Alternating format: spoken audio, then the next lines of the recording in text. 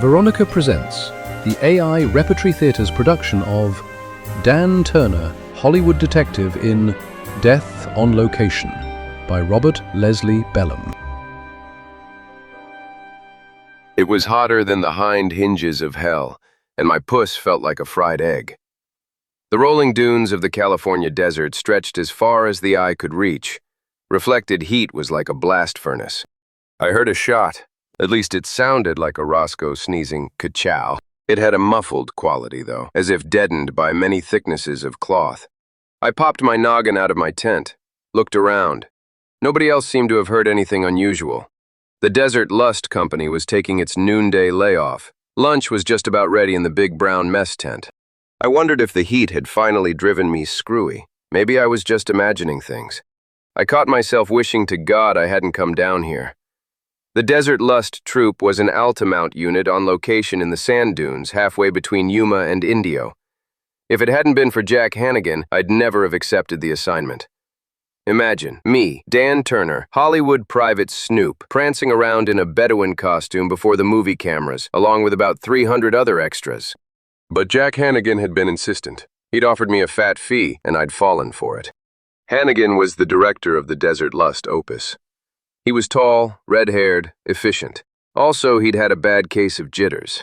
He had barged into my Hollywood office the week before. I'd given him a shot of scotch and said, "What's on your mind?" "Plenty. How would you like to be an actor?" I grinned. "Be your age." "I'm serious. There's $1,000 in it for you, Sherlock." "That's different. Whistle the patter." "It's this damned desert picture. Ever since we started production, things have gone wrong. Schedules have been shot to hell. Whole cans of film have been fogged after exposure. Cameras have gone haywire. About the only thing left is for Peg Burley and Clifford Kimball, my two co-stars, to get bumped off." As a prophet of disaster, Hannigan batted 1,000 that time. But of course, I couldn't read the future. I just poured myself a drink. Coincidence or deep-dyed plot? "Damned if I know, but think this over. Supertone is also shooting an Arabian story. I understand it's a lot like ours. The first one to release will cash in on the gravy train. The second one won't even draw flies at the box office." I fed him another slug of VAT 69. "So what?" "So this. I'm drawing 60 grand a year, and my contract's up this month. The studio's got my elbow in a sling, and the skids are being greased for me, unless I get Desert Lust into the cans ahead of the competition." What's that got to do with me being an actor? "Everything. It's worth 1,000 clams out of my personal pocket if I can save my auction. I'm taking the troupe down to the Imperial Valley on location next Monday. I can finish up the final exterior shots in 2 days. I want you to come along as a common, everyday extra. Nobody will suspect your real identity, and you can keep an eye peeled for trouble. In particular, you're to watch Clifford Kimball, my male lead." I raised my brows. Any reason to suspect him especially? "Kimball's a hophead. I don't suspect him of any dirty work, but if he goes on a morphine bat, I'm sunk. He's supposed to have taken the cure, but somebody might slip him a shot, get him started again." Clifford Kimball and Peg Burley go for each other, don't they? "They used to, but Peg tossed him out when he started using the needle. That's why he took the cure. He's trying to get in with her again." It sounded interesting to me. So did that $1,000 fee. "Okay, Hannigan, I'll go on location with you." He'd written me his personal check for $1,000, right then and there. And now, here I was in the middle of the desert, hearing things. The moment I pegged the noise that sounded like a muffled shot, I popped out of my tent and looked around. Everybody seemed to be over in the big brown mess tent. I took a gander in the other direction. Up at the far end of the camp was Peg Burley's canvas-walled portable dressing room. I tabbed somebody come out of her quarters. It was a tall man. I couldn't see his map. He was in costume, a flowing white and green burnous and a wrapped red turban.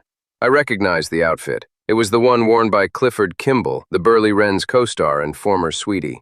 His face was turned away from me as he ankled off around a corner of the encampment. I grinned. Evidently, Kimball was back in Peg's good graces. I strolled toward her canvas-walled shack.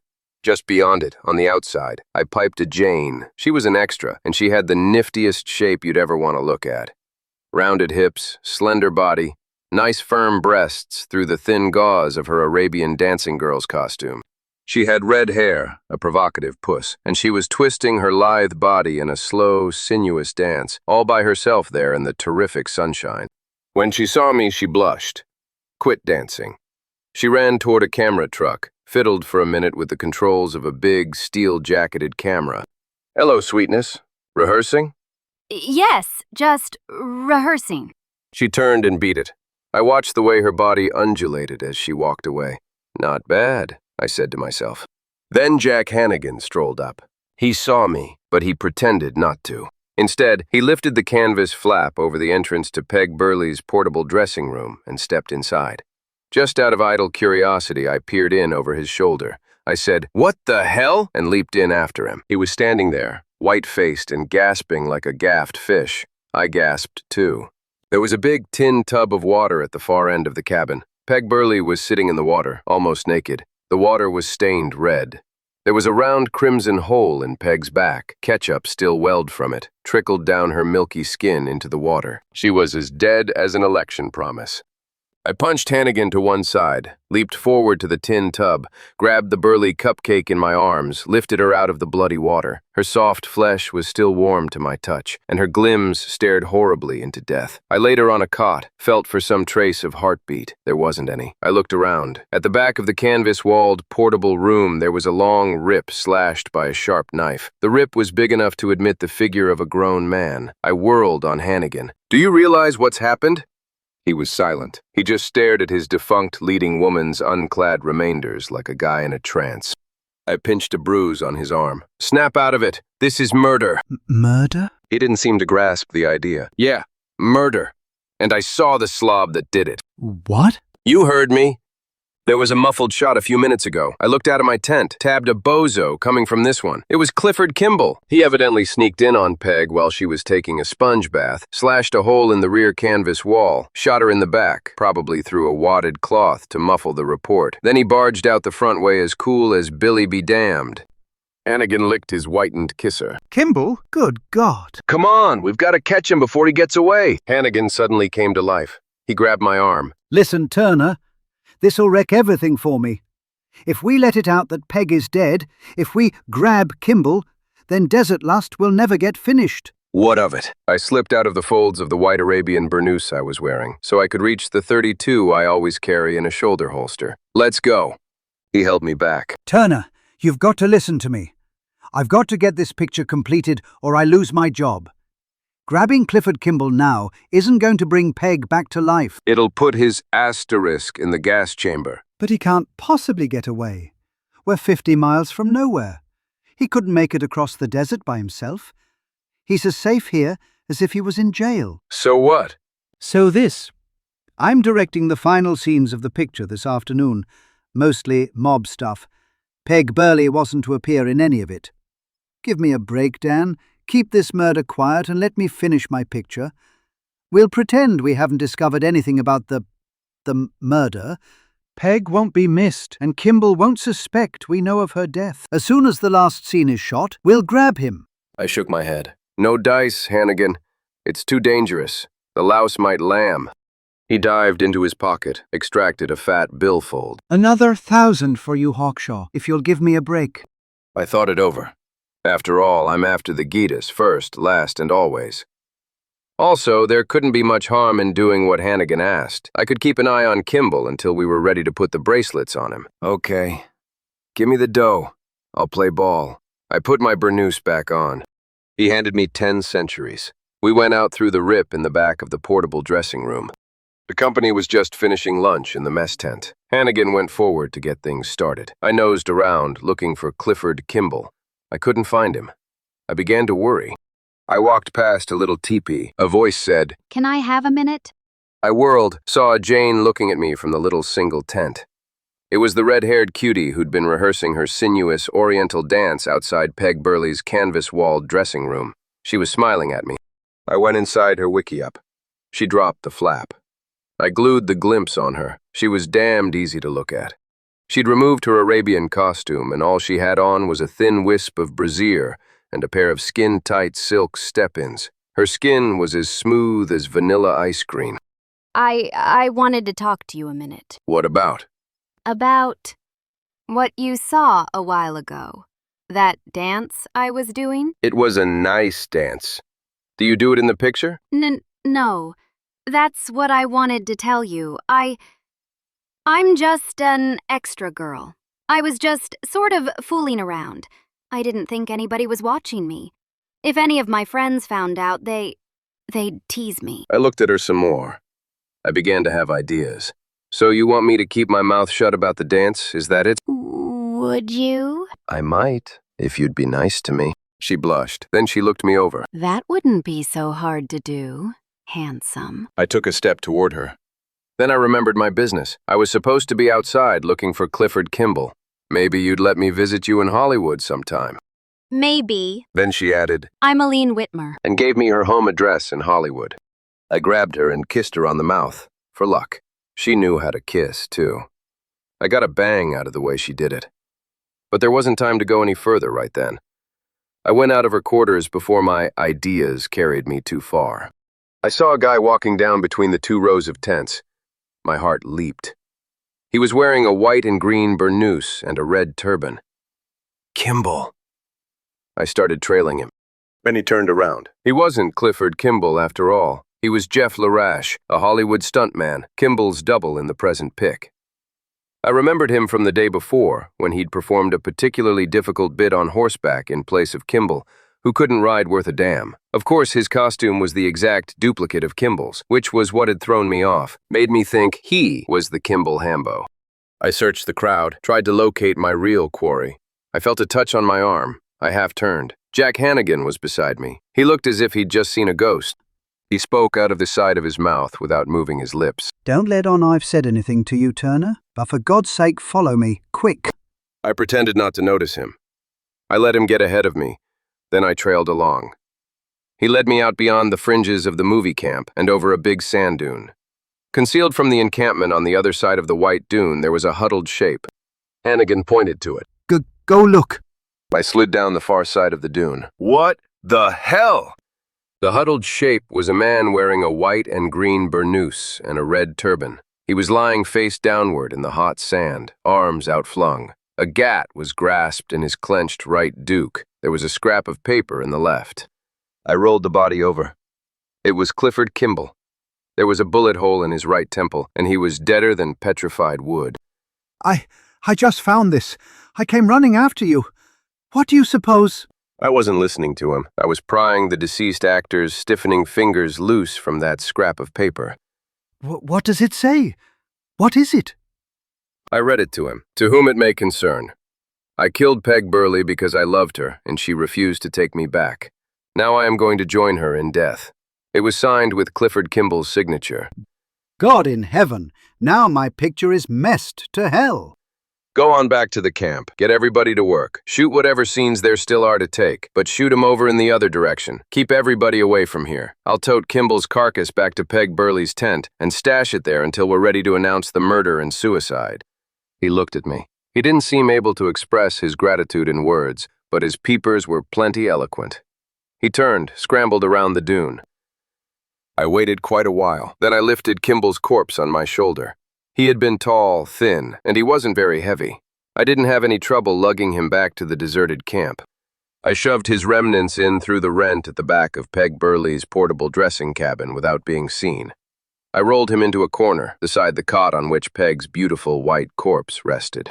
The Burley Quail's steamer trunk was open near the front of the canvas cabin. Just on a hunch, I went over to it, rummaged around. Then suddenly, I found something. It was a worn envelope. I opened it. There was a document inside. It was a marriage certificate, and the date on it was 10 years old. It certified that 2 people had been joined in holy wedlock, and their names were Margaret Burley and Jefferson Larash. That floored me. I stared into the dead doll's glims. So she had been the wife of Jeff Larash, the stuntman who had doubled for Clifford Kimball yesterday. And then, abruptly, I remembered seeing Larash today in a costume identical to the one worn by Kimball, green and white burnous and red wrapped turban. I dug into that worn envelope again. There were 2 more papers in it. One was a formal bank notification of the return of a check which had been made payable to Peg Burley and which had been refused because of insufficient funds. The other was a divorce decree, indicating that she and Larash had been legally severed 6 years ago. I put all 3 documents back in the envelope, shoved it into my pocket beneath the white burnous I was still wearing. I sneaked out of the Burley chick's canvas dressing room and beat it to my own tent. I slipped out of my burnous and turban, took a long swig of scotch. Then I stepped outside. The camp was still deserted. I found my jalopy, got in, headed for Indio, hell for leather. It took me something under 40 minutes to get there. I slammed on my brakes before a drugstore and leaped inside. I plunged into a steaming telephone booth and put through a long-distance call to a friend of mine in the business offices of Supertone Studios. I talked to him for maybe 3 minutes. Then I hung up and flung myself outside, back into my bucket.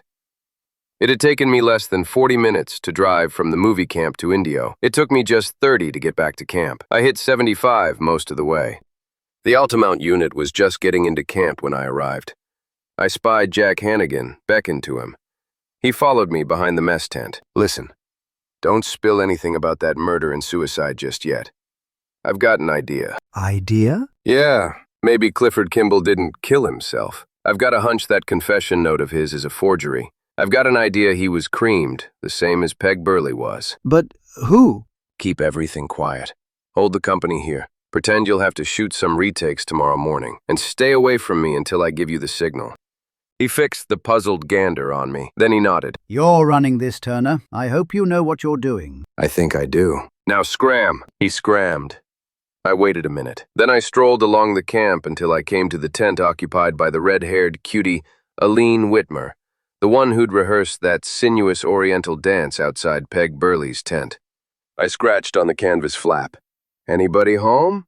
The Whitmer cookie opened the flap on a crack. She'd removed her costume, exchanged it for a light dressing gown of thin red silk. It bulged open at the front. Hello, baby.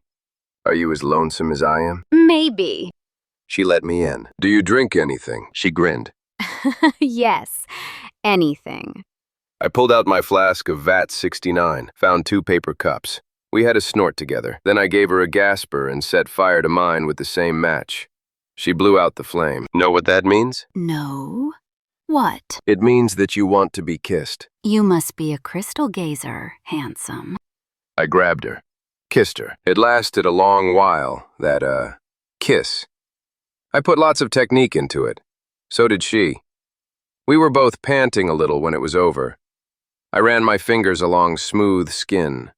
She quivered. Is there any more scotch in your flask? I think so. We killed what remained of the scotch. Then I kissed her again. Hard. After a while, I said, "You ought to have quite a career in the movies, baby." Should I? Yeah. You've got what it takes, in generous quantities. Ever have a screen test? Should I? She stared at me in a funny way. What are you getting at? Nothing. I just asked. Did they discover about that movie camera? I perked up. What movie camera? Then I remembered. You mean the one you turned on when you were doing that dance this morning? Then they did find out. Maybe they have, maybe they haven't. But I was wise all the time, of course. You switched on the electric motor that ran the camera, didn't you? It was grinding out your picture while you were dancing. She nodded. I saw it there on the truck. Nobody was around. I started it running, did my stuff before the lens. I thought that maybe when the film was developed they'd see me and wonder why the shot was made. Of course, I knew it would be snipped out of the picture, but maybe someone would want to know who it was. I thought it might get me a break in pictures. Maybe you'll get your break, baby. I've got to go now. Then I walked out on her. She looked surprised as hell. I was grinning to myself. I'd found out something I wanted to know. Jack Hannigan was standing over by the mess tent. I ankled past him. Found out anything? Keep your shirt on. Wait till dark. He turned away from me. I barged down toward the canvas-walled cabin where the bodies of Peg Burley and Clifford Kimball lay concealed. I looked around, smiled, torched a gasper. Then I went into my own tent and waited for night to come. Supper was served to the whole troop at dusk. When the meal was over, darkness had fallen. I signaled to Hannigan. He trailed me to the outskirts of the camp. Listen, Kimball was croaked by the same person who rubbed out Peg Burley. Kimball's murder was a plant. The confession note was forged. The killer did that to clear his own tracks. He figured that the discovery of Kimball's body and the note would close the case. Nobody'd think to look further for Peg's murderer. But how do you figure? Did you know Peg was married at one time to your stuntman, Jeff Larash? What? Yeah, she divorced him later. Then she took up with Kimball. By luck, her ex-husband was hired to double for Kimball in this picture you're making. Maybe Larash still loved his former wife. Maybe he was jealous of Kimball. He could easily have sneaked into Peg's tent, browned her as she bathed. Remember, I saw a guy coming out of her quarters. I couldn't tab his pan, but he was wearing a green and white burnous and a red turban. That's what made me think it was Kimball, but it could just as easily have been Larash. And I intend to find out. How? Come along, I'll show you. He followed me through the darkness. Where is Larash's tent? Hannigan pointed it out to me. We strolled slowly up to it. There was a lantern lighted inside, and I could see the stuntman's silhouette on the canvas. I raised my voice high enough for it to carry inside the shelter. Yes, the man who murdered Peg Burley had everything mapped out to a gnat's whisker. But he didn't count on one thing. What was that? Hannigan asked, following my lead and pitching his voice high. He didn't count on fate. There happened to be a camera perched on a truck to one side of the front entrance to Peg's portable cabin. Some dizzy extra girl got a wild idea. She turned the camera on, then did a close-up dance before the lens. You mean... The guy that killed Peg Burley was dressed in a costume identical to the one worn by Clifford Kimball. He walked out of Peg's front door, as bold as brass, but keeping his face turned away from the camp. Anybody seeing him would naturally think it was Kimball. Then, to cinch it, he shot Kimball and planted that fake confession note. But what he didn't realize was this. That camera was grinding away, and it was focused on the front door of Peg Burley's private dressing quarters. What? Yeah, the murderer didn't know it, but movies were being made of him as he came out after killing the Burley dame. That camera is still standing where it was this morning. It wasn't used for this afternoon's sequences. All we've got to do is get the film out of it, develop it, and we'll see the killer's map. I pulled Hannigan away from Larash's tent before he could answer me. Is that true? You think we've actually got a picture of Larash coming out of Peg's cabin? Sure. Wait here. I'll go get a cameraman. We'll have him open the magazine of the camera and get the reel. He turned, loped off. I looked back toward Jeff Larash's tent. The light had gone out inside it. I grinned, catapulted at the camera truck that was still standing opposite the Burley Jane's quarters. I reached it, crouched in the shadows. I tensed, heard footsteps sneaking up behind me. Something whistled through the air, something hard. I ducked. The butt of a Roscoe smashed past my ear. It just barely clipped me on the shoulder, hurt like hell. I uncoiled my gams, pivoted, leaped for a dark shadow behind me. The guy grunted when I slugged him. He was as strong as an ox, almost as tall as I am, which is plenty tall. He grabbed me, tried to pinion my arms. I could feel his hot breath in my kisser. He raised one fist to smash at my prow. I jerked sidewise, jammed my heel on his instep. He yelled. I caught him a stiff poke in the teeth, felt the skin of my knuckles split wide open. He staggered backward and I laced him again. This time I connected to his button, and when I connect with a guy's button, it turns off his lights. My bozo went down for the count. I whipped out my flashlight, sprayed it on his puss. Well, Hannigan, I guess that's that. Later, when the Indio cops got there to take the director away, I explained to them. Hannigan himself had been putting the jinx on this picture, Desert Lust. He knew he was going to be fired by Altamount anyhow, and he'd been accepting bribes from Supertone. They'd offered him a job with them, provided he saw to it that Desert Lust didn't get released on scheduled time. Supertone wanted their own Arabian pic to hit the theaters first. I lit a coffin nail and went on, but Peg Burley caught on to the deal somehow, and she started blackmailing Hannigan. He gave her a check, and it was no good. The bank returned it. That's what first put me wise when I saw a paper among her things. It was a notice that a check signed by Hannigan had been turned down. Then I went to Indio and phoned a friend of mine at Supertone. He admitted Hannigan was coming to work for them. I grinned. That was the tip-off. Hannigan cooled Peg to shut her mouth and to ruin the picture. He wore a costume exactly like Clifford Kimball's when he shot her. Then he killed Kimball for no other reason than to close the case. He planted the forged confession on Kimball's carcass. That the stuntman, Jeff Larash, was Peg Burley's former husband was just pure coincidence, but I used it to trick Hannigan. I told him about the movie camera, and it scared the bejoseph out of him. I knew it would. He practically confessed when he tried to slug me and steal the reel. As a matter of fact, Hannigan did confess. He saw that the evidence was all against him, and there was nothing else to do.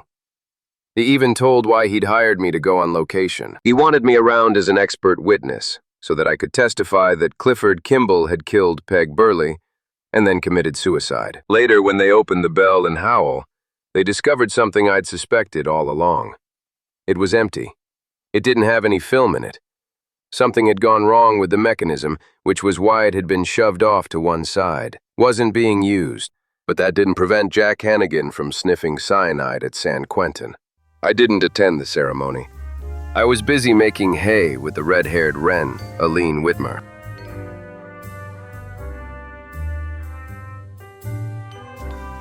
We hope you enjoyed AIRT's production of Dan Turner, Hollywood Detective in Death on Location. Follow and subscribe to get early access to all of Dan Turner's cases. For even more stories, visit veronicapresents.com. You can help us grow our audience by rating and reviewing this show. Thanks for listening,